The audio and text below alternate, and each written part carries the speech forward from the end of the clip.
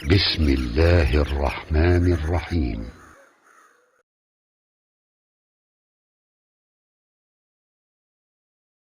الحمد للہ رب العالمین والصلاة والسلام علی سید الانبیاء والمرسلین وعلی آلہ واصحابہ اجمعین۔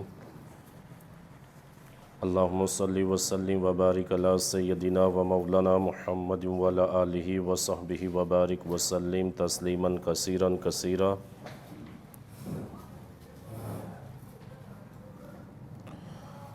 خالق کائنات اللہ رب العزت جل جلالہ اپنے پاک کلام سورہ بقرہ کی آیت نمبر 122 میں ارشاد فرماتے ہیں، یا بنی اسرائیل اذکروا نعمتی التی انعمت علیکم وانی فضلتکم علی العالمین۔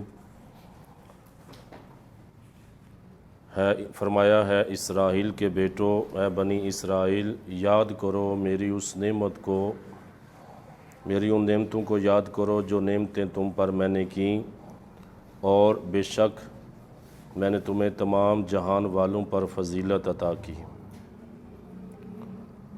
وَاتَّقُوا يَوْمًا لَا تَجْزِي نَفْسٌ عَن نَفْسٍ شَيْئًا وَلَا يُقْبَلُ۔ ارشاد فرمایا، ڈرو اس دن سے جس دن جب کوئی نفس کسی نفس کی طرف سے بدلہ نہیں دے سکے گا۔ لا تجزی نفس عن نفس شیئا ولا يقبل منها عدل ولا تنفعها شفاعة ولا هم ينصرون، اور نہ کسی شخص سے تاوان یا فدیہ لے کے اس سے چھوڑا جائے گا، یا فدیہ اور تاوان کسی شخص سے قبول کیا جائے گا، اور نہ ہی کسی کو کسی کی شفاعت نفع دے گی، اور نہ ہی ان کی مدد کی جائے گی۔ تو یہ آیت کریمہ دوبارہ اس کا تکرار ہے، یہ پیچھے آیت نمبر 47 اور 48 میں اس کی تفسیر گزر چکی ہے، یہ دوبارہ یہاں پہ تکرار ہے۔ اور تکرار کس معنی کے اندر کہ یہاں سیدنا ابراہیم خلیل اللہ علی نبینا و علیہ صلاۃ و تسلیم کے تناظر میں، آپ کے ضمن میں ان کو دوبارہ اللہ رب العزت نے تاکیداً ذکر کیا ہے کہ خالق کائنات اللہ رب العزت نے بنی اسرائیل کو جو اپنی نعمتیں پہلے یاد دلوائیں، یہاں پر ایک بار پھر ان نعمتوں کو یاد کرایا جا رہا ہے تاکہ ان پر قائم کی گئی جو حجت ہے وہ مزید مضبوط ہو جائے۔ اور دوسرا جو آگے ذکر آ رہا ہے سیدنا ابراہیم علیہ نبینا و علیہ صلاۃ و تسلیم کا، اس ضمن کے اندر دوبارہ یہ نعمتیں یاد دلوائی جا رہی ہیں۔ تو گویا مطلب یہ کہ تمہیں میں نے جو فضیلت دی تھی، اس فضیلت کا باعث ایک تو سیدنا ابراہیم علیہ صلاۃ و تسلیم ہے۔ لیکن اللہ نے ان کو تمام جانوں پہ فضیلت دی، اشرفیت کا سبب یہی تھا کہ وہ نبی کی اولاد تھے۔ تو معلوم ہوا کہ نبی کی اولاد ہونا بھی باعث شرف ہے، یہ باعث شرف اور عزت کا باعث ہے نبی کی اولاد ہونا۔ اور دوسرا یہاں پر اللہ کی عطا کردہ نعمتوں کو یاد کرنا بھی شکر کی ایک قسم ہے۔ ہمارا یاد کرو اے بنی اسرائیل، جو میں نے نعمتیں تم پہ کی۔ تو وہ اپنے آپ کو اب جس ضمن کے اندر یہ ذکر کی جا رہی وہ سیدنا ابراہیم علیہ الصلاۃ و تسلیم کا واقعہ ہے کہ اللہ رب العزت نے فرمایا یاد کرو یہ نعمتیں، اور بھی بہت ساری نعمتیں تھیں، مگر باعث شرف وہ اپنے آپ کو اس طرح سمجھتے تھے، وہ کہتے تھے ہم آل ابراہیم ہیں، ہم آل ابراہیم ہیں، نبیوں کی اولاد ہیں ہم، اور ابراہیم علیہ الصلاۃ و تسلیم وہ ہیں کہ جنہیں اللہ رب العزت نے نبوت اور امامت کا منصب عطا فرمایا، اور آپ کے بعد جتنے بھی نبی تشریف لائے ساری آپ کی اولاد ہیں۔ بنی اسماعیل ہو گئے، بنی اسحاق ہو گئے، تو یہ جتنے بھی آپ کی نسل سے جتنے بھی آپ کے بعد نبی چلیں ساری آپ کی اولاد ہیں، تو باعث شرف سمجھا جاتا تھا۔ تو جس طرح میں نے پہلے بھی عرض کیا کہ سورہ بقرہ کے ابتدائی جو 18 رکوع ہیں، یہاں کتنے رکوع ہو چکے؟ 14 رکوع ہو چکے، 15واں رکوع جاری ہے۔ تو سورہ بقرہ کے جو ابتدائی 18 رکوع ہیں، ان میں مجموعی طور پر اللہ رب العزت نے سابقہ امت مسلمہ بنی اسرائیل کو خطاب فرمایا، شروع کے جتنے 18 رکوع ہیں۔ ہاں ان کے اندر ابتدائی 4 رکوع عمومی نوعیت کے ہیں، مگر ان کے اندر بھی جو اشارے انہی بنی اسرائیل کی طرف کیے جا رہے ہیں۔ تو یہاں سے چوتھے رکوع کے آغاز سے لے کے 15ویں رکوع کی ابتدائی 2 آیات تک، 15ویں رکوع کی ابتدائی 2 آیات تک، ان 10 رکوعوں کے اندر اللہ رب العزت نے صراحت کے ساتھ بنی اسرائیل کا ذکر کیا، براہ راست صراحت کے ساتھ، الا یہ کہ کہیں ایک آدھ جگہ پر ایمان والوں کا ذکر کر دیا، یا اس کے ساتھ کہیں مشرکین مکہ کا بھی بطور تعریض اللہ رب العزت نے ذکر فرمایا۔ تو 10 رکوع مکمل ایسے ہیں کہ جس کے اندر براہ راست اللہ رب العزت نے ان کو خطاب کیا اور انہی کا ذکر کیا۔ اور پھر اس کے بعد آگے جو ذکر کیا جا رہا ہے وہ سیدنا ابراہیم خلیل اللہ علی نبینا و علیہ الصلاۃ و تسلیم کا ذکر شروع ہو رہا ہے۔ اور سیدنا ابراہیم، جس طرح کہ میں نے عرض کر دیا، بنی اسرائیل کے باپ ہیں، کہ حضرت آپ کے صاحبزادے، دیکھیں نا، آپ کی 2 نسلیں تھیں، بلکہ 3 نسلیں آپ کی چلی ہیں جن سے نبوت اللہ رب العزت نے جاری فرمائی۔ 2 مشہور شاخیں ہیں آپ کی نسل سے، 2 جس طرح بنی اسماعیل اور بنی اسحاق، بنی اسماعیل اور بنی اسرائیل، جسے بنی اسرائیل کہا جاتا ہے، کہ حضرت اسحاق علیہ السلام کے صاحبزادے تھے حضرت یعقوب علیہ السلام، جن کو اسرائیل کہا جاتا ہے، جن کا نام اسرائیل تھا۔ تو پھر حضرت یعقوب علیہ السلام جنہیں بنی اسرائیل کہتے ہیں، یا بنی اسرائیل، اسرائیل کے بیٹوں، تو یعقوب علیہ السلام کا یہ نام تھا۔ تو آپ کے 12 صاحبزادے آگے ہوئے، یعقوب علیہ الصلاۃ و تسلیم کے 12 صاحبزادے تھے، جن سے بنی اسرائیل کے 12 قبیلے وجود میں آئے۔ وہ دیکھیں نا، پیچھے ذکر گزر چکا ہے، 12 پانی کے چشمے، ہر قبیلے نے اپنا چشمہ پہ۔ تو پھر اس کے بعد جب بیت المقدس فتح کیا، فلسطین کو فتح کیا، تو اس کے بعد 12 قبیلوں نے اپنی اپنی حکومتیں بنا لیں۔ تو یہ حضرت سیدنا اسحاق علیہ السلام جو صاحبزادے ہیں حضرت ابراہیم علیہ السلام کے، تو سیدنا اسحاق علیہ السلام کے صاحبزادے یعنی ابراہیم علیہ السلام کے پوتے ہیں حضرت یعقوب علیہ السلام، جن کے آگے 12 بیٹے ہوئے، جن سے نبوت بنی اسرائیل کے اندر چلی۔ اور اسماعیل علیہ السلام یہ آپ کے صاحبزادے ہیں، اور آپ کی پہلی زوجہ محترمہ حضرت ہاجرہ کے بیٹے ہیں۔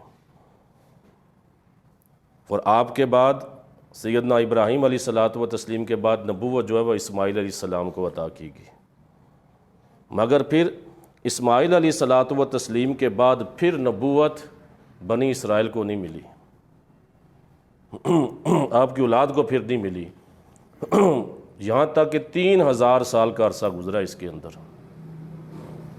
پھر نبوت حضرت یعقوب علیہ الصلاۃ و تسلیم کی اولاد جو 12 بیٹے تھے، ان کے اندر یہ نبوت کا سلسلہ چلا۔ آپ دیکھیں نا، یعقوب علیہ السلام کے بیٹے، پھر یوسف علیہ السلام بھی، ایک یوسف علیہ السلام بھی ہے نا 12 بیٹوں میں، جن سے نبوت آگے ان کو نبوت ملی۔ پھر بعض روایتوں کے اندر ایک روایت ملتی ہے کہ ان کے بھائیوں کو بھی نبوت عطا کی گئی، پھر وقفہ آتا گیا، لیکن پھر حضرت موسیٰ علیہ الصلاۃ و تسلیم سے لے کے حضرت عیسیٰ علیہ الصلاۃ و تسلیم اور حضرت یحییٰ علیہ السلام تک 1400 سال کا عرصہ مسلسل، جس کے اندر بنی اسرائیل میں مسلسل نبی آتے رہے۔ یعقوب علیہ السلام کے بعد آپ کے بیٹے حضرت یوسف علیہ السلام، پھر اس کے بعد اولاد، لیکن اس میں وقفہ آتا گیا۔ پھر جب سلسلہ یہ حضرت موسیٰ علیہ السلام تک پہنچتا ہے، تو حضرت موسیٰ علیہ الصلاۃ والسلام اور حضرت ہارون علیہ الصلاۃ والسلام سے لے کے حضرت یحییٰ علیہ السلام اور حضرت عیسیٰ علیہ السلام تک 1400 سال کا عرصہ ایسا ہے کہ جس کے اندر مسلسل نبوت قائم رہی، ان کے اندر نبوت کا تار ٹوٹا نہیں ہے، مسلسل نبی قائم رہے۔ جس طرح میں نے عرض کیا تھا پیچھے کہ ایک دن میں کہیں نبیوں کو قتل کرتے تھے، لیکن اور نبی مبعوث ہو جاتے تھے، تو مسلسل نبی رہے۔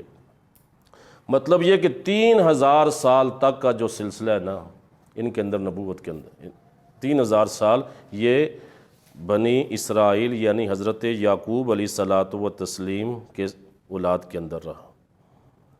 تو اب دو شاخیں تھیں، بنی اسماعیل اور بنی اسرائیل۔ بنی اسرائیل تو اسماعیل علیہ الصلوۃ والتسلیم بھی حضرت ابراہیم کے صاحبزادے، اور حضرت اسحاق بھی حضرت ابراہیم علیہ السلام کے صاحبزادے۔ تو 3000 سال کا سلسلہ یہ جاری رہا، اور 3000 سال یہ سلسلہ نبوت حضرت یعقوب علیہ الصلوۃ والتسلیم بنی اسرائیل کی نسل میں رہا۔ اور دوسری طرف جو بنی اسماعیل تھے، حضرت اسماعیل علیہ السلام، ان کی اولاد بھی ہوئی لیکن نبوت عطا نہیں کی گئی۔ تو 3000 سال کے بعد اللہ رب العزت نے نبی آخر الزمان محمد مصطفیٰ احمد مجتبیٰ صلی اللہ علیہ وآلہ وسلم کو بنی اسماعیل سے آپ کو مبعوث فرمایا۔ یعنی 3000 سال کے بعد جو سلسلہ نبوت ہے وہ اللہ رب العزت نے دوبارہ بنی اسماعیل کی طرف لوٹا دیا۔ اب دیکھیں نا پھر امامت، تو اب یہاں پہ یہ جو ذکر کرنے کا مقصد، لیکن اس سے پہلے میں نے عرض کیا نا کہ بنی اسرائیل حضرت ابراہیم علیہ السلام کی 3 شاخیں، 3 نسلیں چلیں۔ ایک نسل تو چلی آپ کی حضرت ہاجرہ کے صاحبزادے حضرت اسماعیل سے، اور دوسری نسل حضرت اسحاق علیہ السلام جو حضرت سارہ سے تھے، آپ کی زوجہ محترمہ حضرت سارہ، اور تیسری آپ کی ایک زوجہ محترمہ تھیں جن کا نام قطورہ یا اس طرح کا نام قطورہ لکھا جاتا ہے، قاف طور واو را ہا، تو بنی قطورہ کہا جاتا تھا انہیں، یا بنی قطیرہ کہا جاتا تھا۔ تو یہ حضرت ابراہیم علیہ السلام کی تیسری زوجہ محترمہ تھیں، اور اس شاخ سے بنی مدیان، جسے مدیان یا مدین کہا جاتا ہے، جن کی طرف حضرت شعیب علیہ الصلوۃ والتسلیم نبی بنا کر بھیجے گئے۔ تو یہ تیسری شاخ بھی حضرت ابراہیم علیہ السلام کی نسل سے۔ تو آپ دیکھیں پوری تاریخ کو اگر ہم دیکھیں نا، تو حضرت ابراہیم علیہ السلام تک، اس سے پہلے تو انبیاء تشریف لاتے رہے، لیکن آپ تک آپ کے بعد جتنے بھی نبی تشریف لائے وہ ساری کی ساری آپ کی اولاد میں سے، اور یہ اللہ رب العزت نے بڑا شرف انہیں عطا فرمایا۔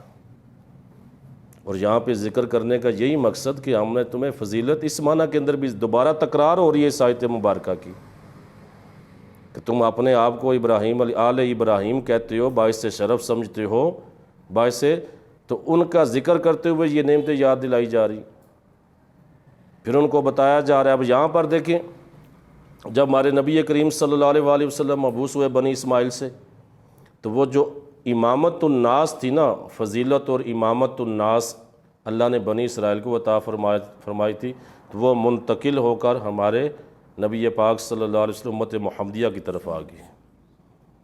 وہ امامت الناس جو اللہ رب العزت نے انہیں عطا فرمائی تھی، تو وہ امت محمدیہ صلی اللہ علیہ وآلہ وسلم کی طرف ان کو دے دی گئی، منتقل ہوگی۔ تو اس انتقال امامت کے وقت بنی اسرائیل سے خطاب کرتے ہوئے ان کے اور بنی اسماعیل کے مابین قدر مشترک کا ذکر کیا جا رہا ہے۔ قدر مشترک کیا؟ وہ ابراہیم علیہ السلام، اس کا ذکر کیا جا رہا ہے تاکہ ان کے لیے بات کو سمجھنا آسان ہو جائے، بنی اسرائیل کے لیے۔ ان کو بتایا جا رہا ہے کہ جس طرح تمہارے جد امجد بھی ابراہیم علیہ السلام ہی ہیں، اسی طرح یہ دوسری نسل جو نبی کریم نبی آخر الزمان ہیں، یہ بھی دوسری نسل جو ہے بنی اسماعیل، یہ بھی ابراہیم علیہ السلام کی نسل سے ہیں۔ تو ان کو ذکر کرنے سے یہ سمجھایا جا رہا ہے، ان کو ایک تو نعمت کی یاد دلائی جا رہی، اور دوسرا ان پہ واضح کیا جا رہا ہے۔ اور قدر مشترک کیا ہے کہ یہ بھی ابراہیم علیہ السلام کی آل ہے، وہ بھی ابراہیم علیہ السلام کی آل ہے۔ تم ادھر مانتے ہو تو ادھر کیوں نہیں مانتے؟ وہ بھی تو حضرت یعقوب حضرت ابراہیم کی اولاد، حضرت اسماعیل حضرت ابراہیم کی اولاد، وہ بھی آل ابراہیم، یہ بھی آل ابراہیم۔ تو یہ نبی جو مبعوث ہوئے یہ بھی آل ابراہیم سے مبعوث ہوئے۔ تو تم ایک طرف ان کو اپنا باعث شرم سمجھتے ہو، شرف سمجھتے ہو کہ ہم نبی کی اولاد ہے، آل ابراہیم ہے، تو اس طرف یہ بھی تو آل ابراہیم ہے، ان کو کیوں نہیں مانتے پھر؟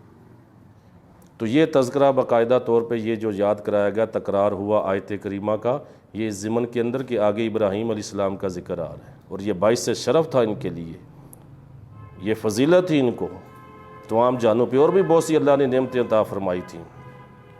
تو یہاں پر پھر آپ دیکھیں پھر اس ذکر کی ایک حکمت اور بھی ہے ابراہیم علیہ السلام کا جو ذکر آگے فرمایا پیچھے دیکھیں آیت کریمہ واتقوا یوما لا تجزی نفس عن نفس شیئا ولا یقبل منہا، فرمایا ڈرو اس دن سے جس دن کوئی نفس کسی نفس کی طرف سے بدلہ نہ ہو سکے گا یا بدلہ نہ دے سکے گا، اور نہ ہی کسی سے تاوان قبول کیا جائے گا، اور نہ کسی کی شفاعت تمہیں نفع دے گی، اور نہ ہی ان کی مدد کی جائے گی۔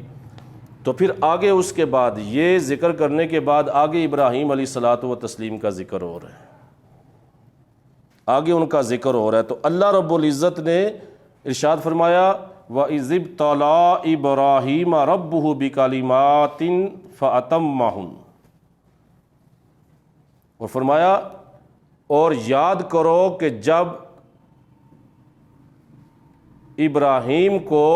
ابراہیم علیہ السلام کو ان کے رب نے آزمائش میں ڈالا،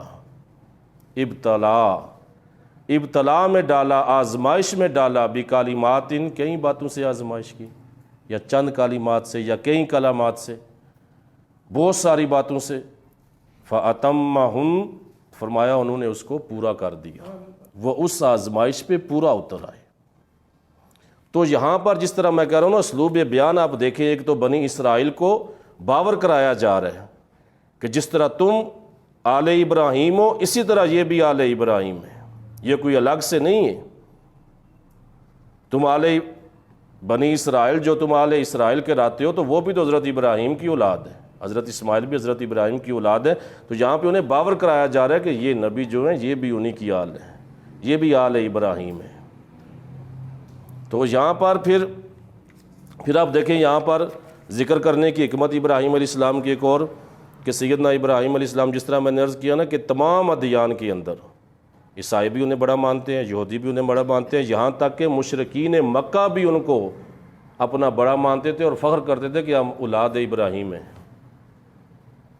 کیونکہ وہی نسل چلتی آ رہی تھی نا اسماعیل علیہ السلام کی۔ تو یہ بھی اپنے آپ کو کہتے تھے کہ ہم اس پہ فخر کرتے تھے کہ ہم ابراہیم علیہ السلام کی اولاد ہیں، ہم ان کی اولاد ہیں۔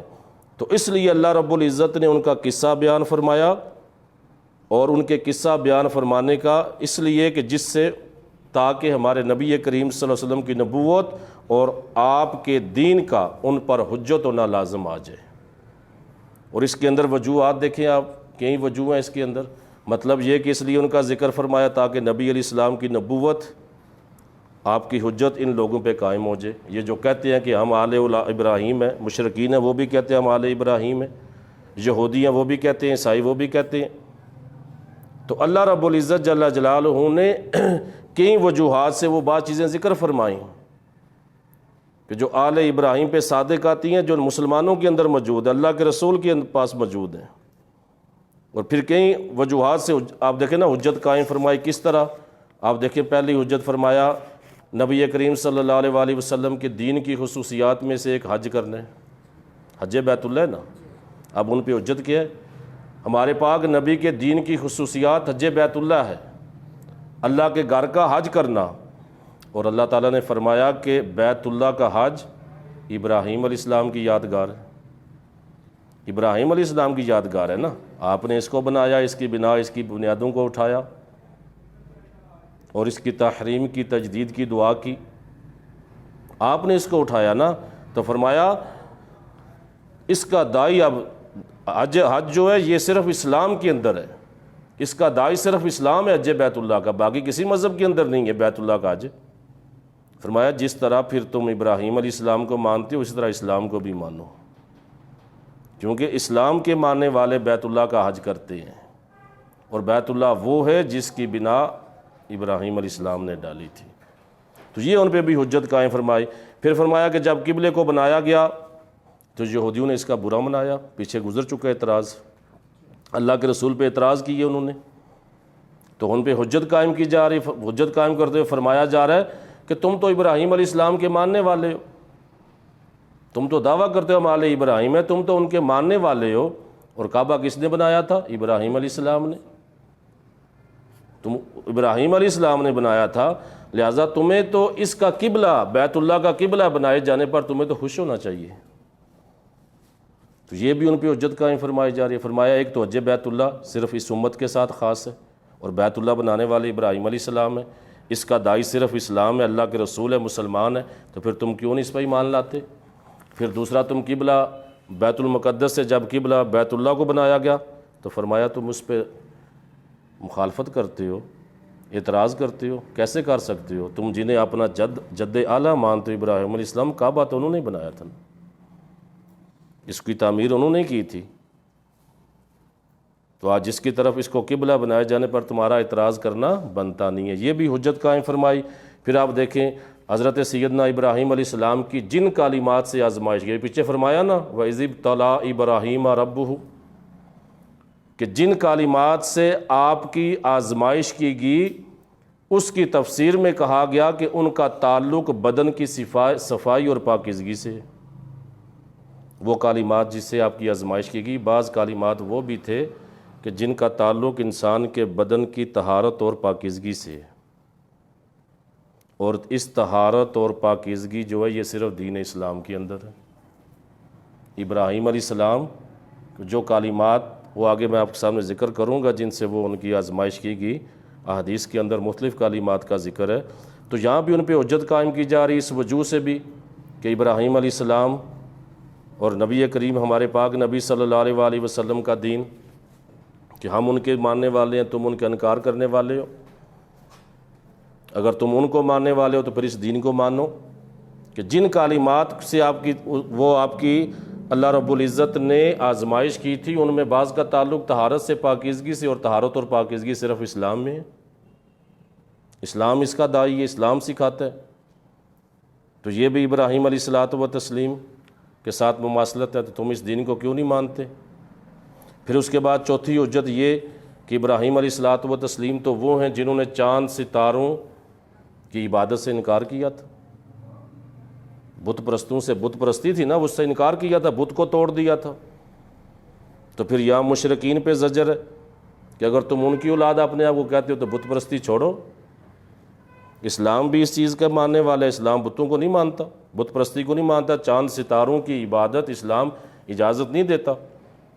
تو ابراہیم علیہ الصلوۃ والتسلیم بھی تو بت پرستی سے بیزار تھے، بت پرستی نہیں کرتے تھے، نہ چاند تاروں کی عبادت کرتے تھے۔ تو تم اگر ابراہیم علیہ الصلوۃ والتسلیم کو ماننے والے ہو تو پھر یہ دین اسلام قبول کرو، کہ اس دین کے اندر بت پرستی نہیں ہے، اس دین کے اندر نہ ستاروں کی عبادت ہے، نہ چاند کی عبادت کی جاتی ہے۔ تو یہ بھی ان پہ حجت قائم فرمائی۔ پھر حضرت سیدنا ابراہیم علیہ نبینا علیہ الصلوۃ والتسلیم نے اللہ کے اذن سے اپنے بیٹے کو ذبح کیا۔ بہت بڑی یہ بھی آزمائش اسی کے اندر آتی ہے، ابتلا کے اندر۔ اپنے بیٹے کو تو ذبح کر دیا تھا، لیکن اللہ نے ان کی جگہ مینڈے کو بھیج دیا، مینڈے کو ذبح کروا دیا۔ یہ تو واضح تاریخ ہے نا، ہر کوئی جانتا ہے۔ تو اس تاریخ کو آپ دیکھیں، اس جگہ مینڈا ذبح کرایا اللہ نے، اور اس تاریخ کو سنت ابراہیمی کے مطابق قربانی کرنا صرف دین اسلام کے اندر ہے۔ کوئی یہودی نہیں کرتا، کوئی عیسائی نہیں کرتا، کوئی مشرک نہیں کرتا۔ کہ دیکھیں نا، دین ابراہیمی پہ تو ہم ہیں، دین تو وہی نا، ہر نبی کا دین ایک ہی ہوتا ہے، عقائد سب کے ایک ہی ہوتے ہیں۔ سارے مسلمان تھے، وہ بھی ہر نبی کے ماننے والے مسلمان ہوتے ہیں۔ دین اسلام تو ایک ہی ہوتے ہیں نا، اللہ رسول کے معاملے میں، عقائد کے معاملے میں، ہاں شریعت کے اندر فرق ہوتا ہے۔ تو ابراہیم علیہ السلام نے اللہ کے اذن سے اپنے بیٹے کو ذبح کیا، اللہ نے بیٹے کو بچا لیا، مینڈے کو ذبح کروا دیا۔ تو آپ دیکھیں وہ سنت ہمارے اندر قائم ہے یا نہیں ہے؟ دین اسلام کے اندر ہے نا، کسی اور مذہب کے اندر نہیں۔ تو ان وجوہات کی بنا پہ اللہ رب العزت نے ان وجوہات کی بنا پہ سیدنا ابراہیم علیہ السلام کا ذکر فرمایا، اور اللہ کے رسول صلی اللہ علیہ وآلہ وسلم نے ان پہ حجت قائم فرمائی کہ اگر تم سچے ہو، آل ابراہیم کہلاتے ہو، تو آل ابراہیم کے تو یہ کام نہیں تھے ابراہیم علیہ السلام کے، ہم ان کے ماننے والے، ہم ان کے زیادہ قریب ہیں۔ تو پھر اس ضمن کے اندر اللہ رب العزت جل جلالہ نے اپنا سیدنا ابراہیم علیہ الصلوۃ والتسلیم کا ذکر فرمایا۔ پھر ارشاد فرمایا وَإِذِ ابْتَلَىٰ إِبْرَاهِيمَ رَبُّهُ بِكَلِمَاتٍ، اور یاد کرو کہ جب ابراہیم کی آزمائش ان کے رب نے کی کئی باتوں سے یا چند کلمات سے، فَأَتَمَّهُنْ تو فرمایا انہوں نے اسے پورا کر دیا، اس آزمائش میں کامیاب ہو گئے۔ اس کے بعد آپ دیکھیں ابتلا، یہ امتحانات پہ ساری آزمائشوں پہ دلالت کرتا ہے لفظ ابتلا۔ ابتلا ساری آزمائشیں، سارے امتحانات، ساری تکلیفیں، یہ سمجھیں کہ سوال ہے، امتحانات ہیں، اور اس کا نتیجہ آگے کیا دیا جا رہا ہے؟ فَأَتَمَّهُنَّ، یعنی یہ نتیجے کا اعلان اللہ نے کیا۔ اللہ نے فرمایا کہ انہوں نے اس تمام کلمات جن سے آزمائش کی گئی انہوں نے اس کو پورا کر دیا، وہ کامیاب ہو گئے، آزمائش پہ پورا اترے۔ تو اس کے بعد قال، اللہ رب العزت فرماتا ہے قال انی جاعلک للناس اماما، فرمایا کہ ہے ابراہیم میں تمہیں تمام لوگوں کا امام بنانے والا ہوں، تمام لوگوں کا امام بنانے والا ہوں۔ یہ اللہ رب العزت جل جلالہ کی طرف سے بہت بڑا انعام تھا۔ اب آپ کی آزمائش آپ دیکھیں کہ سیدنا ابراہیم علیہ الصلوۃ والتسلیم، آپ کا سال پیدائش جو ہے نا، ایک تحقیق کے مطابق، مختلف تحقیقات کی ہیں لوگوں نے اس کے اندر، ایک تحقیق کے مطابق آپ کا جو پیدائش کا سال ہے وہ 2160 قبل مسیح ہے، 2160 قبل مسیح، اور بعض نے 2100 قبل مسیح کہا، یعنی حضرت عیسیٰ علیہ الصلوۃ والتسلیم کی پیدائش سے 2100 سال پہلے۔ اور سیدنا عیسیٰ علیہ الصلوۃ والتسلیم اور ہمارے نبی کریم صلی اللہ علیہ وآلہ وسلم تک فاصلہ کتنا ہے؟ تقریباً 650 سال، تقریباً 650 سال کا، 6 صدیوں کا فاصلہ حضرت عیسیٰ علیہ السلام کے بعد اور ہمارے نبی پاک صلی اللہ علیہ وسلم کے درمیان۔ یہ تو اگر یہ شامل کیا جائے تو کم و بیش 2700-2800 سال بنتے ہیں۔ یہ جس طرح وہ 3000 کا میں نے کہا نا کہ نبوت جو سلسلہ نبوت بنی اسرائیل کے اندر رہا، تو یہ 2160 اور 650 وہ شامل کیے جائیں تو 2700-2800 کے قریب، وہ 2700-2800 سال کے قریب بن جاتے ہیں۔ تو قبل مسیح 2160 قبل مسیح آپ کی پیدائش ہے۔ آبائی وطن بابل تھا آپ کا، بابل جس کا ذکر قرآن میں بھی ہے، یعنی عراق، موجودہ عراق، اس کا پرانا نام بابل تھا، اور اس ملک کا بادشاہ نمرود کہلاتا تھا، اور جس سے آپ کا وہ معاملہ ہوا تھا سارا، اس نے پھر آپ کو آگ میں پھینکا، اور یہ بھی ابتلا تھی، یہ بھی آزمائش تھی۔ تو 20ویں صدی کے آغاز کے اندر ماہرین آثار قدیمہ نے کھدائی کر کے اس شہر کو دریافت کیا تھا، یہ جو پیچھے گزر چکی 20ویں صدی، کوئی زیادہ دور کی بات نہیں ہے۔ تو پورے شہر کو دریافت کیا تھا، وہ شہر سارا زمین کے اندر چلا گیا تھا۔ اب یہ بھی رب کی قدرت ہے، ایک اللہ رب العزت کئی قوموں کو عذاب کے ذریعے زمین کے نیچے دفن کر دیتے ہیں۔ آپ دیکھیں نا، قوم لوط اور قوم سمود کے آثار ابھی دریافت کیے جا رہے ہیں، اور قوم لوط کے تو باقاعدہ وہ آثار ملے ہیں، جس کنڈیشن پہ تھے ان پہ عذاب آیا، اسی کنڈیشن کے اندر۔ انسان تو کام اٹھتا ہے نا ایسی جگہ۔ پھر وہ نبی کریم صلی اللہ علیہ وآلہ وسلم کا ایک واقعہ میرے ذہن میں کہ آپ اپنے صحابہ کے ساتھ ایک ایسے علاقے سے گزرے تو ارشاد فرمایا یہاں سے تیزی سے نکل جاؤ۔ صحابہ نے عرض کی یا رسول اللہ کیا معاملہ؟ کہا اس جگہ پر اللہ کا عذاب نازل ہوا تھا۔ تو جو اللہ کی عذاب کردہ جگہ ہیں ان کو دیکھ کے تو ویسے انسان عبرت پکڑتے ہیں۔ اب دیکھیں نا، قوم لوط ان کا جرم بھی بہت بڑا تھا، کیونکہ فرشتے جبریل امین ان کی تمام بادیوں کو اٹھا کے پہلے آسمان تک لے گئے تھے، پھر الٹ کر نیچے پھینکا، یا پھر ان پہ پتھروں کی بارش ہوئی تھی، تو زمین کی تہوں میں دفن کر دیا گیا تھا۔ تو اسی طرح یہ شہر بھی 20ویں صدی کے آغاز میں یہ عراق کے اندر دریافت ہوا ہے ابھی، تو اس کی آبادی 2.5 لاکھ سے لے کے 5 لاکھ کے قریب تھی۔ تو جو بائبل جو تخت نمرود وہ جو اس کا کیپیٹل تھا، جو تخت اس کا پائے تخت تھا، تو تجارتی مرکز تھا وہ، لیکن نام و نشان مٹ گیا وقت کے ساتھ ساتھ۔ تو سیدنا ابراہیم علیہ الصلوۃ والتسلیم اسی طرف آپ کی ولادت ہوئی، اسی بائبل کے اندر آپ کا آبائی وطن تھا، یہاں آپ کے والد تشریف لے کے آئے۔ پھر ارشاد فرمایا ابتلا وَإِذِ ابتلا آزمائش، ساری آزمائشیں، تمام قسم کے امتحانات، جو اللہ رب العزت جل جلالہ نے ابراہیم علیہ السلام سے لیے، اور آپ علیہ الصلاۃ و تسلیم ہر آزمائش پہ پورا اترے۔ آپ دیکھیں نا، سب سے بڑی ابتلا، سب سے بڑی آزمائش وہ تھی بیٹے کو ذبح کرنا۔ کسی باپ کا جگر ہے کوئی اپنے بیٹے کو ذبح کر سکے؟ تو وہ نبیوں کا کام ہے نا، یہ اللہ کے جو نبی ہیں، اللہ کے جو پیارے ہوتے ہیں، انہی کا یہ حوصلہ ہوتا ہے۔ تو پھر اس کے بعد وہ آگ کے اندر پھینکا جانا، تو وہ بہت بڑی آزمائش تھی، بہت ساری آزمائش تھیں۔ پھر وہ کالمات کون سے تھے جن سے آپ کی آزمائش کی گئی؟ دو قسم کی روایتیں ملتی ہیں اس کے اندر۔ ایک روایت کے اندر ہے کہ وہ 30 کالمات تھے، 30 کے قریب وہ کالمات تھے جن سے آپ کی آزمائش کی گئی، اور ان میں سے 10 کا ذکر سورہ توبہ میں ہے، 10 کا ذکر سورہ احزاب میں، اور 10 کا ذکر سورہ مومنون کے اندر ہے۔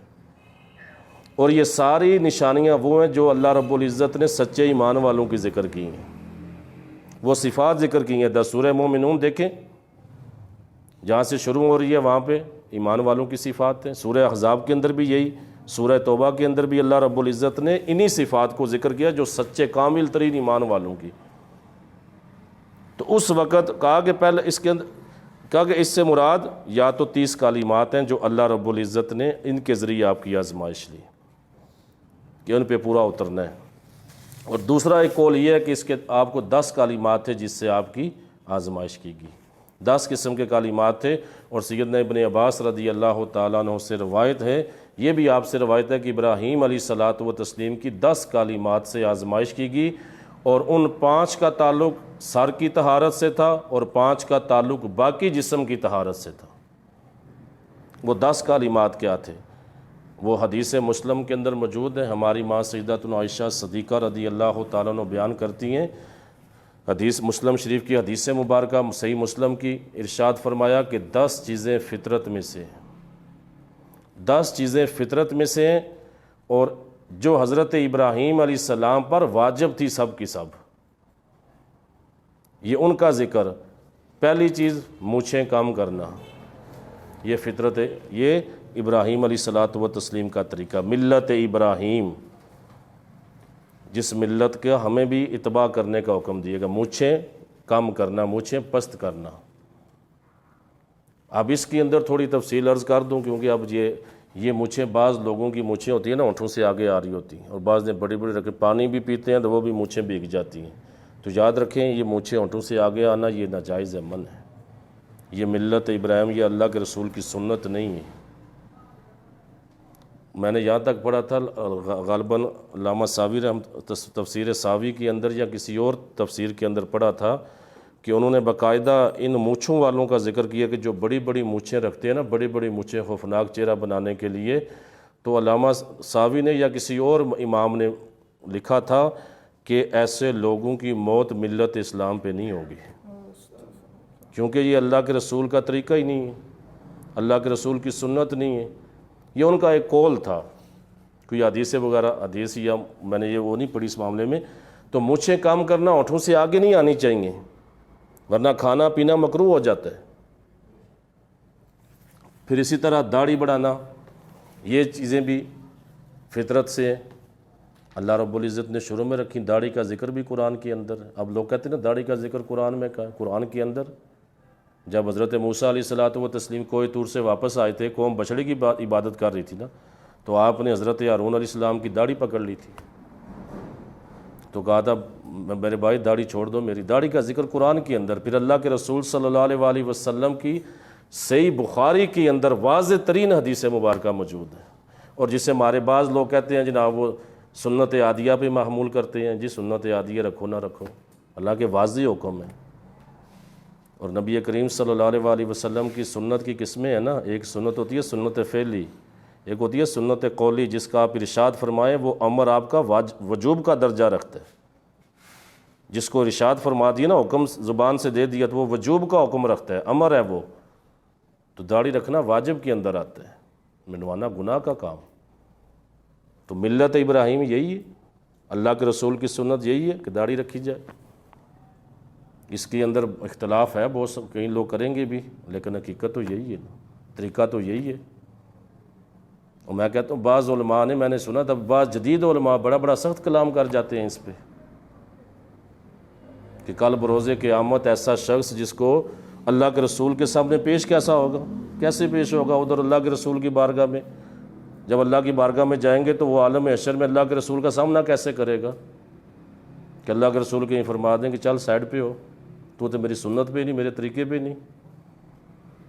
تو لوگ شاید سمجھتے ہیں کہ یہ صرف جناب مولویوں کا کام ہے رکھنا، نہیں، اللہ ہر نبی نے داڑھی رکھی، کوئی اللہ کا ایک ولی دکھا دیں جو نبیوں کی اقتداء کرنے والا جس کی داڑھی نہیں۔ پھر بخاری مسلم کے اندر میں کہتا ہوں صحیح واضح حدیث ہے، امر ہے اللہ کے رسول کا کہ مجھے پس کرو، داڑھیوں کو معافی دو۔ تو یہ داڑھی بڑھانا، یہ دوسری 10 چیزیں فطرت سے جو حضرت ابراہیم علیہ السلام پر واجب تھیں، اور ہم پر ان میں سے بعض واجب ہے، بعض سنت ہے۔ تیسرے نمبر پہ مسواک کرنا، چوتھے نمبر پہ ناک میں پانی ڈالنا، پانچویں پہ کلی کرنا، چھٹے پہ ناخن تراشنا، ساتویں پہ بغل کے بال نوچنا، اور آٹھویں پہ زیر ناف بالوں کو صاف کرنا، اور 10واں استنجا کرنا۔ یہ ملت ابراہیم اور سنت ہمارے پاک نبی صلی اللہ علیہ وسلم، ہر نبی کی یہ فطرت، یعنی فطرت سے ہر نبی کا یہ طریقہ تھا۔ اب دیکھیں یہ شرعی مسئلہ ہے، میں اس میں کوئی جھجک نہیں ہونی چاہیے کہ زیر ناف بال یا بغل کے بال، اس کی کم سے کم مدت 40 دن ہے، زیادہ سے زیادہ 40 دن مدت ہے اس کی۔ 40 دن سے ایک دن بھی اوپر ہوا تو گناہ گار ہوگا بندہ۔ زیر ناف بال، یہ بغلوں کے بال 40 دن ختم ہونے سے پہلے پہلے صاف کرنا لازم ہے، تو ورنہ پھر وہی عرض کیا نا کہ پھر بندے فرق کیا رہ جائے گا دوسروں میں اور مسلمانوں میں۔ تو یہ 10 چیزیں فطرت میں سے تھیں جو اللہ رب العزت کی طرف سے حضرت ابراہیم علیہ السلام پر واجب کی گئی، اور ان سے آپ، ان کلمات سے بھی آپ کی آزمائش لی گئی۔ پھر اس کے بعد مناسک حج، طواف، رمی سعی، رمی جمار، وقوف عرفات وغیرہ، اور اس کے علاوہ راہ خدا میں آپ کی ہجرت کرنا اللہ کے اذن سے، اپنے بیوی بچوں کو عرب کے صحرا اور بیابان جگہ پہ، وہاں وادی کا نام و نشان نہیں تھا، یہ صفا و مروہ کا مقام جہاں پہ اللہ رب العزت کے اذن سے آپ نے اپنے بیٹے حضرت اسماعیل اور اپنی بیوی حضرت سیدہ ہاجرہ کو چھوڑا، یہی وہ مقام تھا صفا مروہ، یہی مکہ کا مقام۔ تو یہ بھی بہت بڑی آزمائش تھی، کوئی آبادی نہیں تھی، کوئی پانی کا انتظام نہیں تھا، اللہ کا اذن تھا، چھوڑ آئے اللہ کے آسرے پہ۔ پھر وہ جو معاملات آگے ہوئے وہ آپ نے سنے ہوئے ہیں کہ والدہ محترمہ پانی بچے کو دیکھا تڑپتے ہوئے، وہ آب زمزم کا سارا قصہ دیکھیں نا، وہ آب زمزم یہی ہے نا، زمزم کا مطلب یہ رک جا رک جا، ٹھہر جا، کہ آپ نے 7 چکر لگائے صفا سے مروہ، مروہ سے صفا، پھر بیٹے کی طرف۔ تو میں عرض کر رہا تھا کہ یہ چند کلمات جن سے آپ کی آزمائش کی گئی، جن پر عمل کرنے کا جو آپ پہ واجب تھے، ہر صورت واجب تھے آپ پہ۔ تو اس کے علاوہ بھی ابتلا کے اندر اللہ کی راہ میں ہجرت کرنا، اپنے صاحبزادے سیدنا و نبینا حضرت اسماعیل علیہ السلام کو اور آپ کی والدہ محترمہ حضرت ہاجرہ کو اس جگہ پر جہاں آبادی کا نام و نشان نہیں تھا، یہاں پانی کا کوئی انتظام نہیں تھا، اللہ کے اذن سے وہاں چھوڑا۔ تو پھر وہ آگے کا قصہ سارا آپ جانتے ہیں کہ کس طرح والدہ اپنی محبت سے بچے، جو ماں کو بچے سے ہوتی ہے، پانی کی تلاش میں دوڑیں جب اسماعیل علیہ السلام کو پیاس لگی۔ تو پھر اللہ رب العزت کی شان دیکھیے کہ اللہ کو اپنے پیارے بندوں کی ادائیں کتنی پسند ہیں۔ آپ کی والدہ ماجدہ دوڑیں، نبی کی ماں ہے نا، اللہ نے اس ادا کو تا قیامت کے لیے مسلمانوں پہ نافذ کر دی ہے کہ جس طرح وہ دوڑیں اسی طرح تم بھی صحیح کرو۔ وہ یاد اسی سے تازہ ہوتی ہے نا، جو بھی بندہ وہاں جائے ذہن میں واقع آتا ہے وہ۔ تو چاہے واپس آئیں تو سیدنا اسماعیل علیہ السلام ایڑیاں زمین پہ مار رہے تھے تو نیچے سے پانی نکلا۔ یہ وہی زمزم میں آج جو جدید ترین موٹریں لگی ہوئی ہیں، پتہ نہیں کتنے لاکھوں وہ جناب لیٹر پانی کھینچتی ہیں، لیکن اس کے باوجود اس کی سطح فرق نہیں پڑتا۔ اللہ کی ایسی قدرت، وہ اللہ رب العزت نے اپنے نبی کو وہ بچپنے کے اندر معجزہ عطا فرمایا۔ پھر اس کے بعد آپ کا یہ سب سے بڑی یہ بھی آزمائش تھی بہت بڑی، کہ جو ماں باپ یا باپ ہوتا ہے تو بڑا مشکل کام ہوتا ہے۔ پھر آپ نے جب حکم خواب میں ملا کہ اپنے بیٹے کو ذبح کرو، تو اپنی طرف سے تو چھری چلا دی تھی، وہ تو جبریل امین جنت سے آئے، اسماعیل علیہ السلام کو اٹھا کے سائڈ پہ کر دیا، مینڈے کو نیچے رکھا، مینڈا ذبح کیا گیا۔ تو آگے اس کا ذکر آئے گا، اللہ رب العزت نے واضح اور اعلانیہ فرمایا کہ ابراہیم تو کامیاب ہو گیا، کہ اللہ رب العزت نے ان کی جس طرح آزمائش کی، جیسے بھی آزمائش ان کی پھر آتش نمرود کے اندر کوئی معمولی واقعہ نہیں تھا، یہ ان کے بت جا کے توڑ دیے، جب نہ کوئی حمایتی تھا بظاہر، نہ وہ چاچا تھا وہ بھی مخالف تھا، نہ کوئی اس وقت کوئی ایمان والا تھا۔ تو یہ آتش نمرود جس کے اندر وہ آپ اس کی تفصیل پڑھیں بندہ حیران رہ جاتے، منجنیق کے اندر رکھ کے آپ کو دور سے پھینکا گیا تھا، اتنا اس آگ کی تپش تھی، اتنا بڑا الاؤ تھا۔ تو اس وقت بھی وہ آپ کے قدم نہیں ڈگمگائے، ذرا بھی آزمائش تھی۔ پھر ایک آزمائش اور کی گئی، جبریل امین حاضر ہوتے ہیں، ابراہیم کوئی حکم، میرے لائق کوئی خدمت؟ فرمایا نہیں، تجھ سے نہیں ہے۔ پھر کس سے ہے؟ فرمایا وہ جانتا ہے جس سے ہے، وہ جانتا ہے جس انبیاء کا مقام ہے نا یہ، وہ فرمایا وہ جانتا ہے جس سے ہے۔ تو ادھر پھینکا جا چکے آگ میں، تو ادھر سے اللہ کا حکم نافذ ہوتا ہے، یا نار کونی بردا وسلاما علی ابراہیم، اے آگ ابراہیم پر سلامتی اور ٹھنڈی اور سلامتی والی ہو جاؤ۔ تو کئی دن تک آپ اس آگ کے اندر رہے تھے، وہ آگ گلزار بن چکی تھی۔ تو یہ ساری آپ کی آزمائش تھی، ابتلا تھی، بہت ساری آزمائشیں تھیں جو اللہ رب العزت نے آپ سے لیں، اور سب میں آپ فرمایا فَأَتَمَّهُنَّ، اللہ رب العزت نے نتیجے کا بھی خود اعلان فرمایا انہوں نے اسے پورا کر کے دکھایا۔ تو جس طرح میں نے عرض کی کہ یہ بھی حجت تھا آل بنی اسرائیل پہ، یہودیوں پہ یہ حجت تھے واقعات، کہ نبی پاک صلی اللہ علیہ وآلہ وسلم اللہ رب العزت نے آپ پہ وحی کے ذریعے نازل فرمائے، آپ نے ان کو بیان کیے، عقلیں تو ان کی بھی مانتی تھی کہ یہ حق پہ ہیں، بنی اسماعیل سے حق پہ ہیں، لیکن وہ بغض کی وجہ سے، جس طرح حسدم من عند انفسہم پیچھے گزر چکے کہ حسد کی وجہ سے وہ ایمان نہیں لاتے تھے۔ تو یہ آزمائش تھی، تو اللہ رب العزت جل جلالہ نے خود فرمایا کہ انہوں نے ان آزمائش کو پورا کیا، کامیاب ہو گئے۔ پھر فرمایا قال، اس کا انعام کیا دیا گیا؟ فرمایا انی جاعلک للناس اماما، فرمایا میں تمہیں تمام لوگوں کا امام بنانے لگا ہوں، سب لوگوں کا امام بنانے لگا ہوں، نبی تو آپ تھے پہلے ہی۔ تو اب اس بات کے اندر بعض لوگوں نے یہ کہا کہ نبوت آپ کو مل چکی تھی، یہ امامت یہ دینی پیشوائی تھی، قدوۃ فی الدین، یعنی دینی پیشوائی، نبوت آپ کو پہلے مل چکی تھی، نبوت کے ہوتے ہوئے آپ سے آزمائش کی گئی، آزمائش کے بعد اللہ نے یہ آپ کو انعام دیا کہ آپ کو تمام للناس پہ لام استغراق کا ہے، استغراق یعنی تو للناس جمیع، جن سے انسان کو گھیرے ہوئے، جن سے انسان یعنی جتنے بھی نوع انسانیت ہے سب کو شامل ہے اس کے اندر، کہ تمام لوگوں کا امام آپ کو بنانے لگا ہوں۔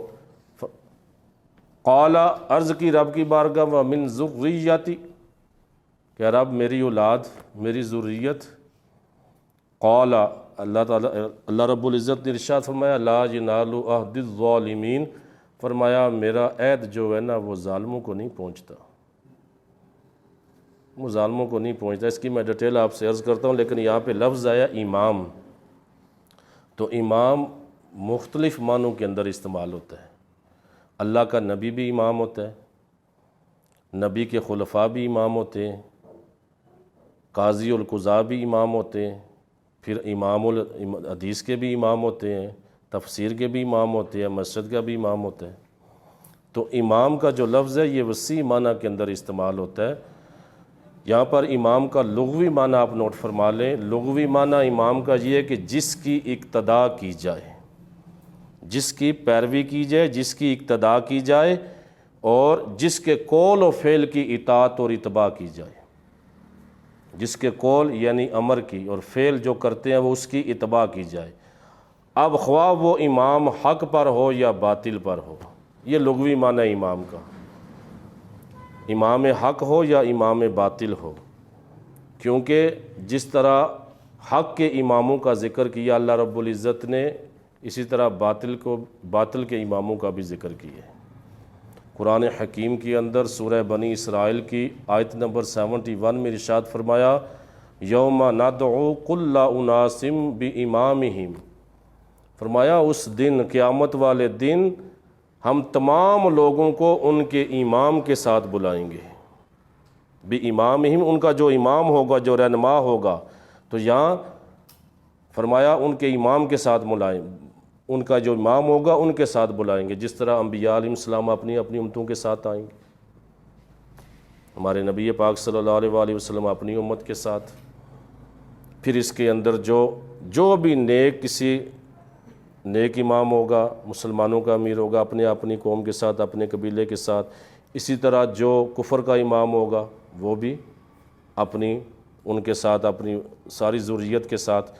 تو میں نے جس طرح عرض کیا نا کہ لغوی معنی امام ہے، چاہے حق پہ ہو چاہے باطل پہ ہو۔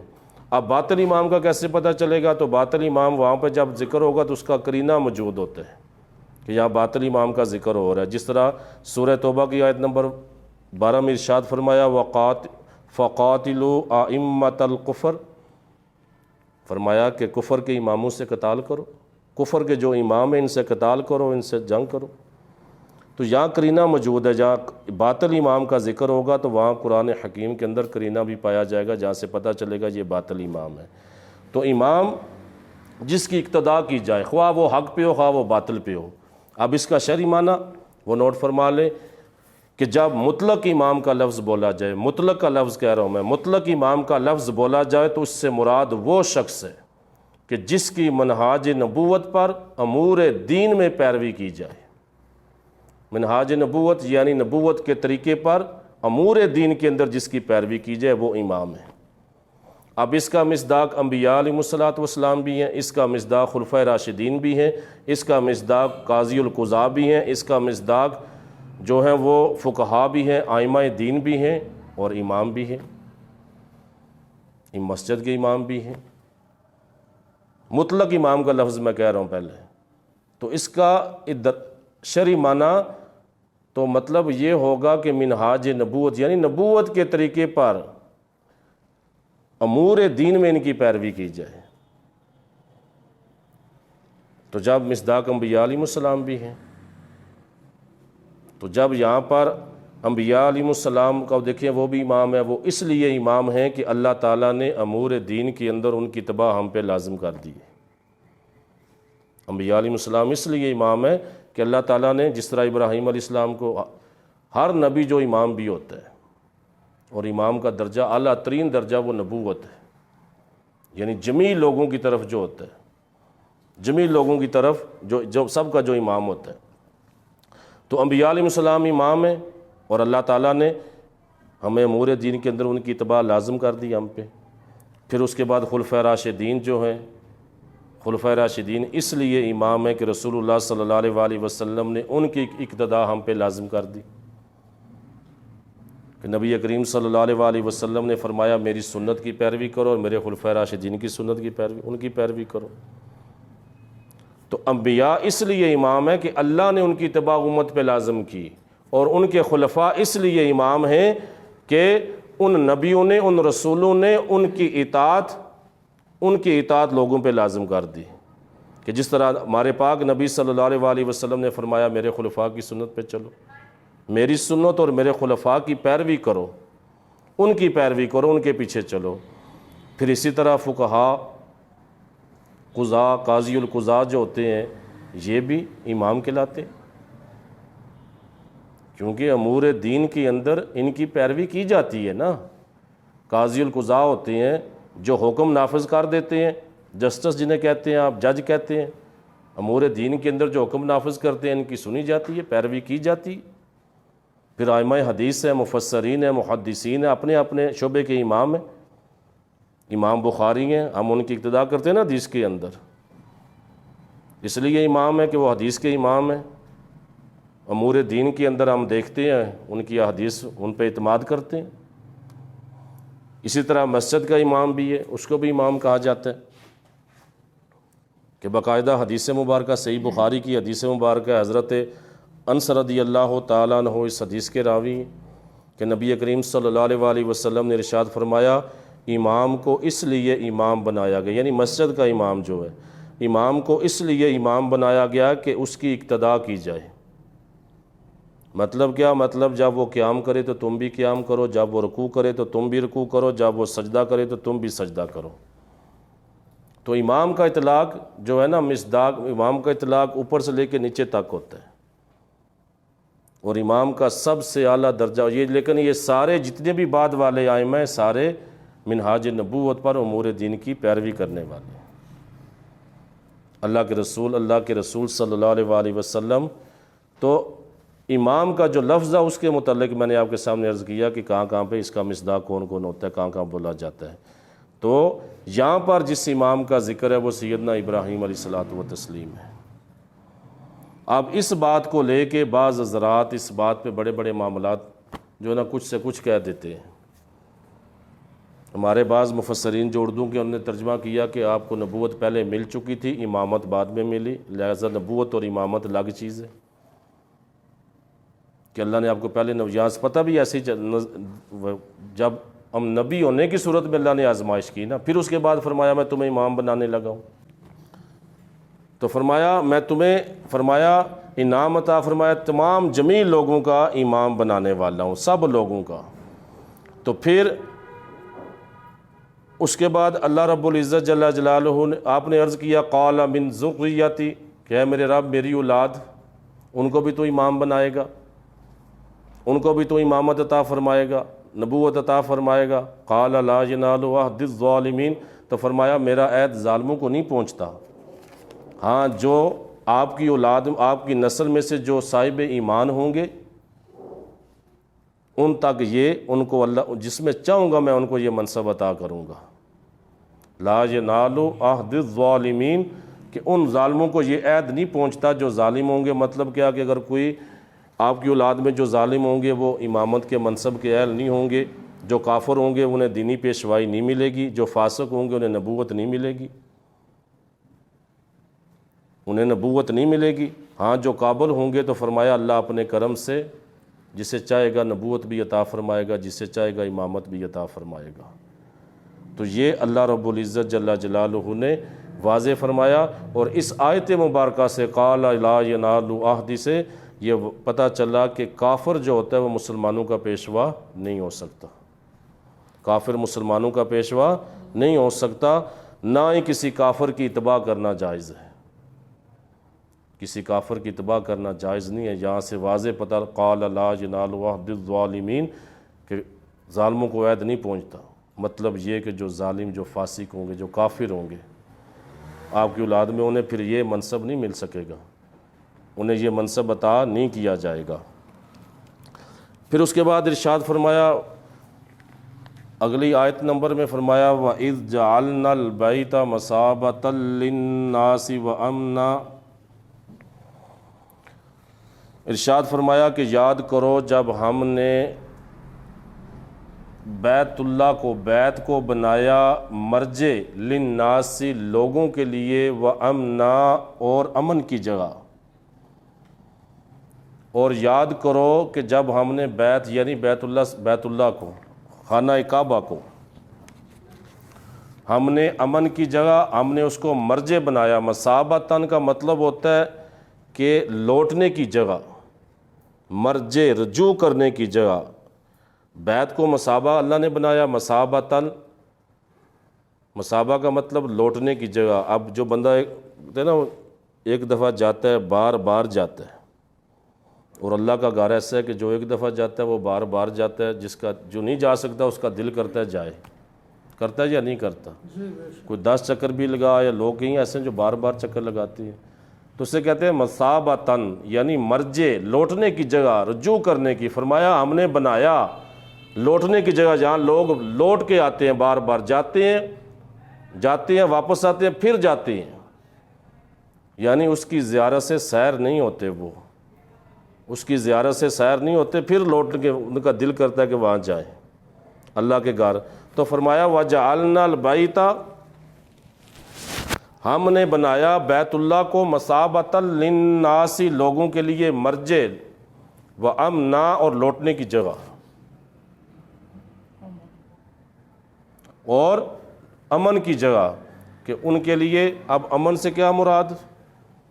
امن سے مراد یہ کہ وہاں پر جو بھی داخل ہوگا نا وہ امن کے اندر آ جائے گا، امان کے اندر آ جائے گا. کہ حرم کعبہ میں ایک تو قتل و غارت کی اجازت نہیں، وہ حرام، اسے کہتے ہیں نا مسجد حرام، حرمت والی جگہ.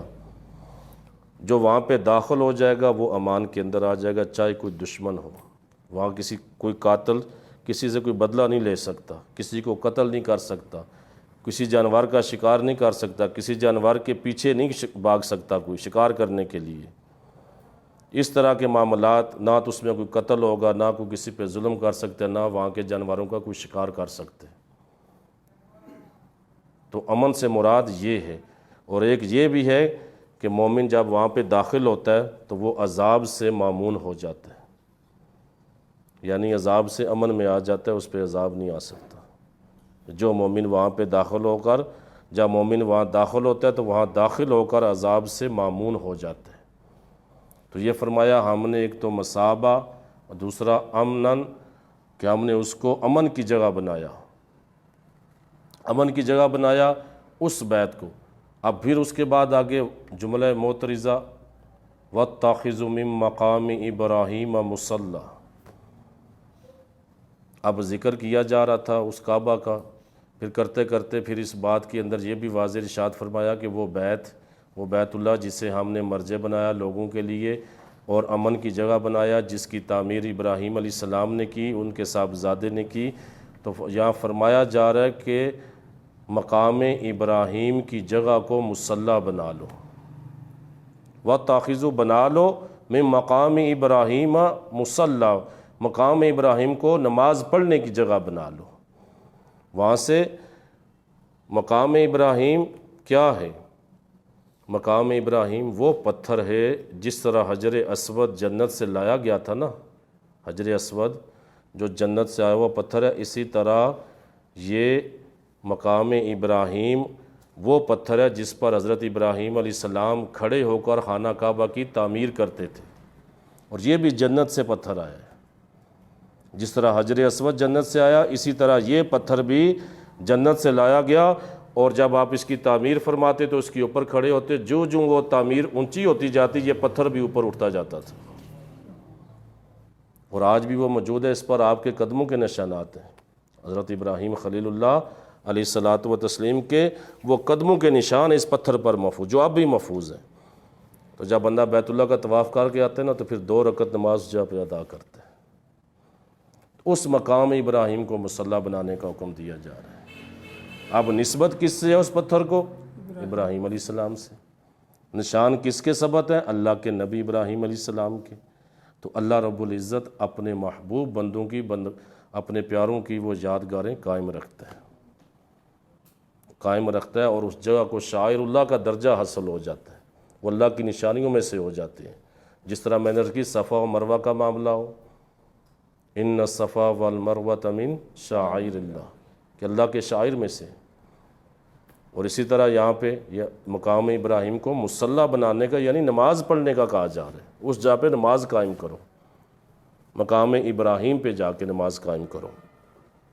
تو یہاں پر فرمایا اس مقام کو نبی کریم صلی اللہ علیہ وآلہ وسلم کی حدیث مبارکہ کہ آپ نے خود بھی اس مقام پہ نماز ادا فرمائی، مقام ابراہیم پہ، مقام ابراہیم کو. تو اس کو وہ سیدنا ابراہیم علیہ یہاں اس کو ذکر فرمایا گیا. تو نبی کریم سیدنا ابراہیم علیہ الصلاۃ و تسلیم کہ وہ اس خدمت کو وہ ظاہر کیا گیا، اس کو بتایا گیا کہ وہ کعبہ جس کو ابراہیم علیہ الصلاۃ و تسلیم نے تعمیر کیا، ان کے صاحبزادے نے اپنے ساتھ مل کے اللہ نے اس کو مرجع بنایا، اللہ نے امن کی جگہ بنایا. تو فرمایا اس کعبہ کو مقام ابراہیم کو مصلی بناؤ، نماز پڑھنے کی جگہ بنا لو. پھر آگے ارشاد فرمایا وَأَعِدْنَا إِلَىٰ إِبْرَاهِيمَ وَإِسْمَاعِيلَ، فرمایا اور ہم نے عہد لیا عہد کیا ابراہیم اور اسماعیل سے، ان طہر بیتی للطائفین والعاکفین ورکع السجود، ان سے یہ عہد لیا کہ وہ ان طہر کہ وہ پاک صاف رکھیں گے میرے گھر کو، بیتی اس میرے گھر کو، للطائفین طواف کرنے والوں کے لیے، والعاکفین اور اعتکاف کرنے والوں کے لیے، ورکع السجود اور رکوع اور سجدہ کرنے والوں کے لیے۔ تو اللہ رب العزت جل جلالہ نے یہ حضرت ابراہیم اور حضرت اسماعیل وَأَعِدْنَا ابراہیم علیہ السلام سے عہد لیا، آپ کے صاحبزادے سے بھی عہد لیا کہ وہ اس گھر کو صاف و ستھرا رکھیں گے۔ تو معلوم ہوا کہ حج کرنے والوں، عمرہ کرنے والوں، طواف کرنے والوں، اعتکاف کرنے والوں اور نماز پڑھنے والوں کے لیے اس گھر کو پاک و صاف رکھا جائے گا۔ اور یہ اللہ رب العزت نے حکم دیا تھا آپ حضرت اپنے نبی حضرت ابراہیم اور حضرت اسماعیل کو، اور یہ عہد لیا تھا کہ اس گھر کو صاف کیا جائے گا۔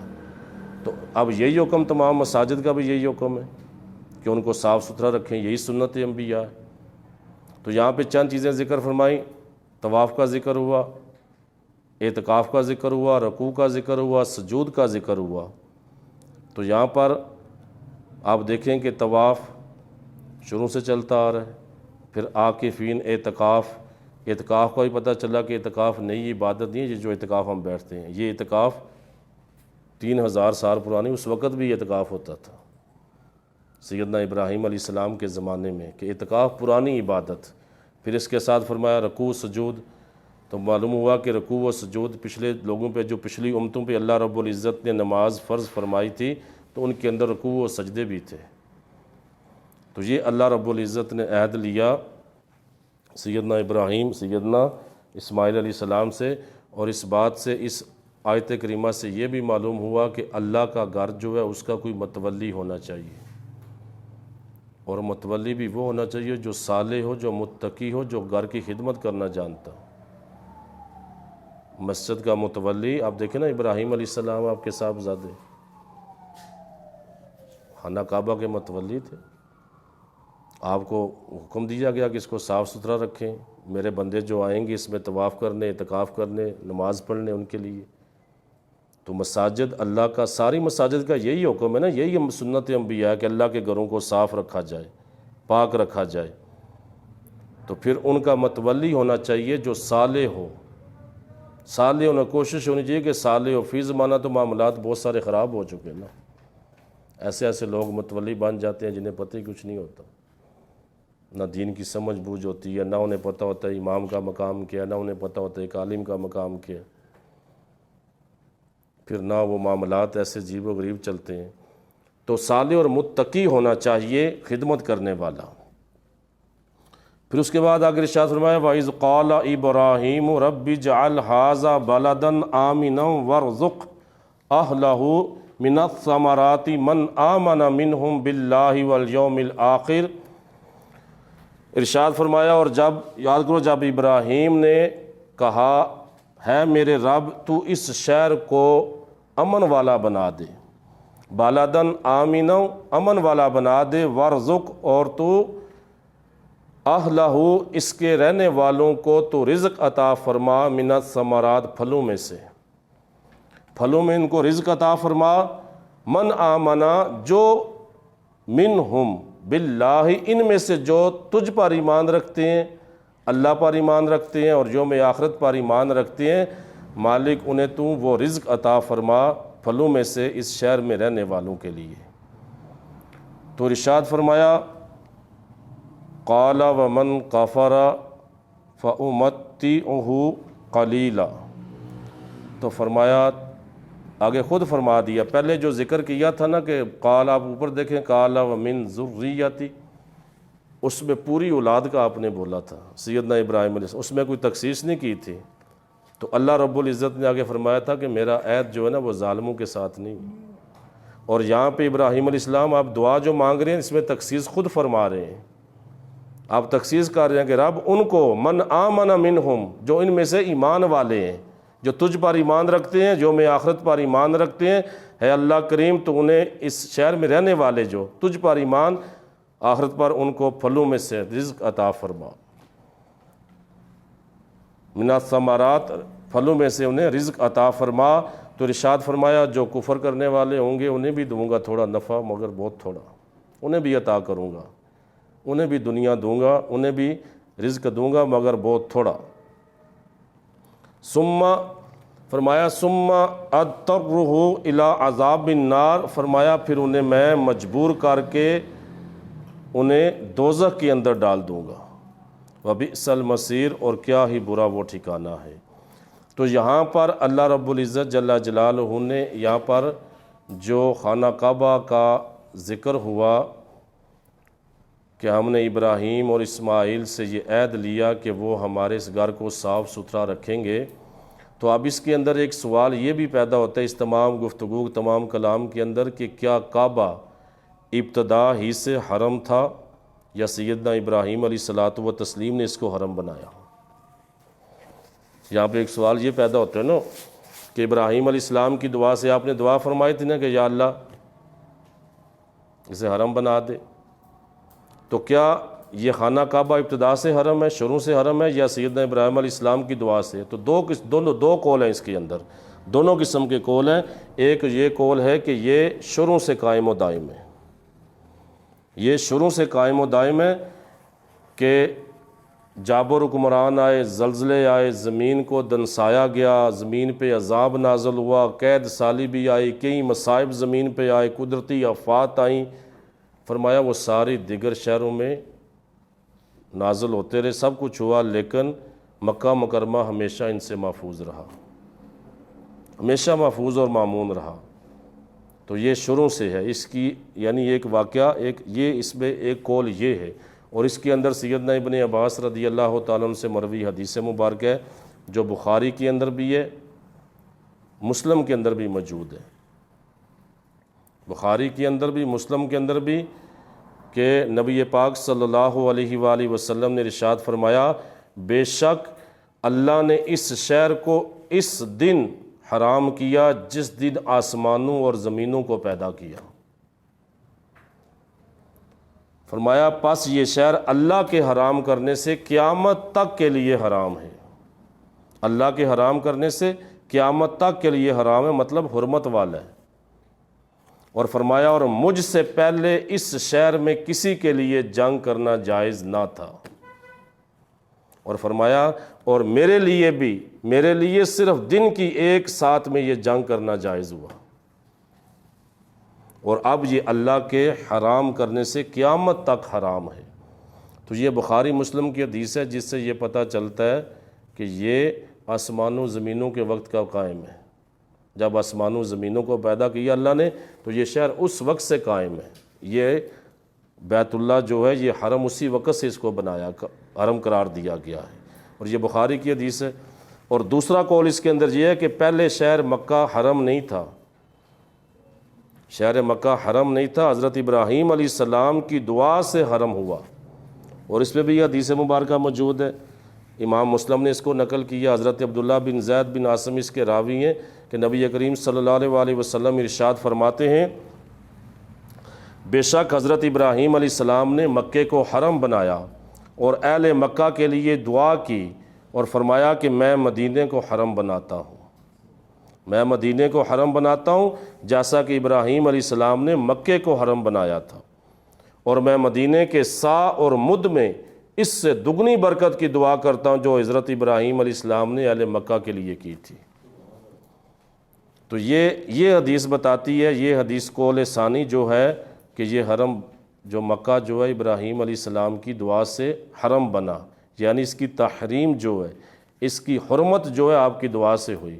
مگر اس کا جواب پھر علماء دیتے ہیں، اور اس حدیث سے یہ استدلال کیا جاتا ہے کہ مکہ مکرمہ حضرت ابراہیم علیہ السلام کی دعا کے بعد حرم بنا، مگر علماء نے جواب اس کا یہ دیا، جس طرح اوپر حدیث آپ سن چکے ہیں کہ یہ پہلے سے تھا، حرم پہلے دن سے تھا جب آسمانوں زمینوں کو پیدا کیا گیا۔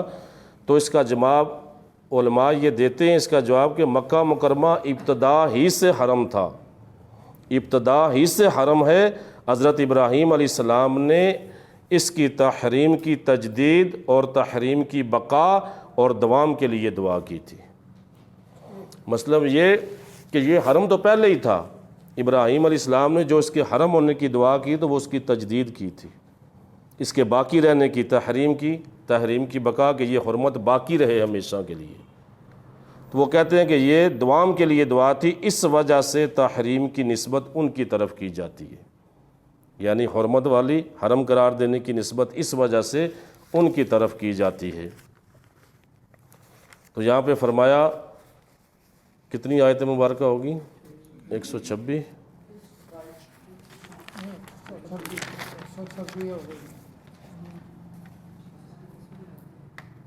تو ارشاد فرمایا اے میرے رب اس شہر کو تو امن والا بنا دے، اور اس شہر میں رہنے والے جو ایمان والے ہیں ان کو تو پھلوں میں سے رزق عطا، مختلف پھلوں میں سے رزق عطا فرما۔ اور فرمایا آگے سے اللہ نے فرمایا کہ جو کفر کرے گا، انکار کرے گا، اسے بھی کچھ عطا کروں گا مگر تھوڑا۔ اور پھر فرمایا اسے عذاب نار کی طرف مجبور کر کے دوزخ میں ڈالوں گا، بئس المصیر، اور کتنا ہی برا ٹھکانہ ہے۔ اور آگے ارشاد فرمایا وَإِذْ يَرْفَعُ إِبْرَاهِيمُ الْقَوَاعِدَ مِنَ الْبَيْتِ وَإِسْمَاعِيلُ رَبَّنَا تَقَبَّلْ مِنَّا إِنَّكَ أَنْتَ السَّمِيعُ الْعَلِيمُ۔ اور فرمایا کہ جب ابراہیم علیہ السلام اٹھا رہے تھے، اٹھا رہے تھے القواعد بنیادیں، من البیت بیت اللہ کی، و اسماعیل اور اسماعیل، جب حضرت ابراہیم اور اسماعیل فرمایا کعبے کی بنیادیں اٹھا رہے تھے تو ساتھ یہ دعا بھی کر رہے تھے ربنا تقبل منا، رب اسے ہماری اس خدمت کو قبول فرما، انک انت السمیع العلیم، انت السمیع العلیم، بے شک تو سننے والا اور علم والا ہے۔ ربنا وجعلنا مسلمین لک ومن ذریاتنا امۃ مسلمۃ لک، مسلمۃ لک، اور فرمایا رب تو ہمیں اپنی خالص فرما برداری پہ قائم رکھ، تو ہمیں فرما برداری پہ قائم رکھ۔ آپ دیکھیں، سوچے تو سی کون کہہ رہا ہے یہ؟ جو اللہ کے خلیل ہیں کہ ہمیں اپنی فرما برداری پہ قائم رکھ، تو میرا اور آپ کا معاملہ کیا ہوگا؟ وہ اللہ کے نبی ہو کے کہہ رہے ہیں، دعا کر رہے ہیں کہ اللہ ہمیں اپنی فرما برداری پہ قائم و دائم رکھ، تو ہم جیسوں کو تو ڈرنا چاہیے، نہ جانے ہمارے ساتھ کیا ہو جائے، کیا معاملہ ہو جائے۔ تو وہ نبی ہو کے یہ عرض کرے اللہ کی بارگاہ میں کہ جو ہم تیرے فرما بردار ہیں نا، ہمیں اس پہ قائم و دائم رکھ، اور وَمِن ذُرِّيَّاتِنَا، اور ہماری اولاد سے امتاً، ایک امت بنا، مسلمۃ لک، جو خالص تیری فرما بردار ہو۔ یہ دعا مانگی جا رہی ہے اس وقت جب قواعدہ بنیادیں اٹھا رہے تھے۔ تو پیچھے جس طرح میں نے ذکر کیا کعبے کا بھی ذکر کہ کعبہ ابراہیم علیہ السلام نے بنایا تھا یا اس سے پہلے موجود تھا، تو یہاں قواعد کہتے ہیں بنیادوں کو اٹھانا، بنیادیں بنا کے نہیں آپ لا لے تھے، بنیادیں پہلے سے موجود تھیں، فرشتوں نے بنایا، پھر آدم علیہ السلام نے بنایا، وہ آگے ڈیٹیل اس کی کافی ہے، انشاءاللہ پھر عرض کروں گا میں۔ تو یہ دعا مانگ رہے تھے کہ رب تو ہمیں اپنی فرما برداری پہ قائم رکھ، اور ہمیں ہماری اولاد میں سے ایک امت بنا جو تیری فرما بردار ہو، وَأَرِنَا مَنَاسِكَنَا، اور ہمیں عبادت کے طریقے سکھا دے، دکھا دے، خانہ کعبہ حج کے عبادت کے طریقے سکھا دے، وَتُبْ عَلَيْنَا، اور ہم پر اپنی رحمت سے رجوع فرما۔ تُبْ عَلَيْنَا لفظی معنی تو یہ نا ہمیں معاف فرما دے، ہمیں بخش دے۔ وَتُبْ عَلَيْنَا إِنَّكَ أَنْتَ التَّوَّابُ الرَّحِيمُ، بے شک تو بہت زیادہ توبہ قبول کرنے والا اور بہت زیادہ رحم فرمانے والا ہے۔ تو یہاں پر یہ دعا مانگی جا رہی ہے کس وقت؟ جب آپ کا 13 سالہ صاحبزادہ سیدنا اسماعیل علیہ السلام آپ کو پتھر اٹھا کے دے رہے ہیں، آپ پتھر جناب اس کعبے کی بنیادوں پہ اللہ کے گھر کی بنا ڈال رہے ہیں، اس بنیادوں کو خانہ کعبہ بنا رہے ہیں، تو اس وقت یہ دعا مانگی جا رہی تھی جو اللہ رب العزت نے قبول فرمائی، اور یہ امت محمدیہ اور اللہ کے پاک رسول، اللہ نے اپنے پاک رسول پھر انہی کو عطا فرمائی، انہی میں سے دعا مانگی جا رہی تھی۔ پھر کیا کہا؟ ربنا وابعث فیہم رسولا منہم یتلو علیہم آیاتک ویعلمہم الکتاب والحکمۃ ویزکیہم انک انت العزیز الحکیم، اور کہ اے رب ہمارے وَابْعَثْ فِيہِم، اور انہی میں بھیج وہ رسول، امتاً مسلمتاً، وہ فرما بردار جو تیری امت ہو ہم میں سے، انہی میں بھیج ایسے رسول کو یتلو علیہم جو ان پر تیری آیات تلاوت کرے، آیاتی کا وَيُعَلِّمُهُمُ الْكِتَابَ، جو انہیں کتاب بھی سکھائے، والحکمت، اور حکمت بھی سکھائے۔ یا کتاب سے مراد قرآن حکیم، حکمت سے مراد اس کے اسرار و معنی۔ تو قرآن سمجھنا یا پڑھنا آسان نہیں ہے۔ بعض لوگ کہتے ہیں نا جناب کون سا مشکل ہم اکیلے پڑھ لیں گے، تو قرآن کتاب بھی ہے، حکمت بھی ہے۔ وہ ایسا پھر عام بندہ جیسے ہمارے جیسا پھر کسی بڑے عالم کے سامنے بیٹھتا ہے تو پھر پتہ چلتا ہے اسے کتنے پانی کے اندر ہو۔ تو حکمت کتاب کے اسرار و رموز، کتاب کے معنی جو ہیں، فرمایا یہ جو ان کو سکھائے، وَيُزَكِّهِمْ، اور انہیں پاک صاف کرے۔ اِنَّكَ أَنْتَ الْعَزِيزُ الْحَكِيمُ، بے شک تو ہی غالب اور حکمت والا ہے۔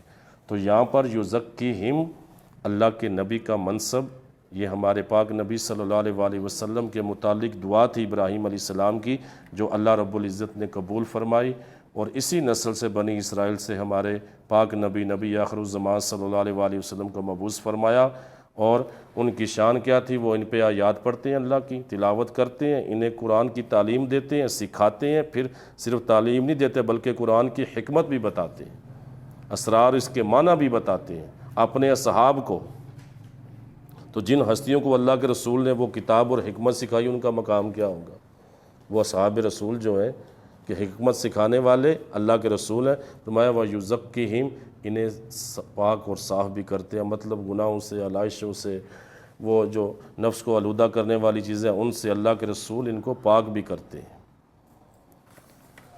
تو یہ پورا رکوع ہوا۔ اللہ رب العزت کی بارگاہ میں دعا ہے کہ مالک کائنات جو سنا یاد رکھنے کی توفیق عطا فرمائے، اور اس میں غلطی کوتاہی جو ہوگی اللہ کریم اپنی رحمت کاملہ کے صدقے معافی عطا فرمائے۔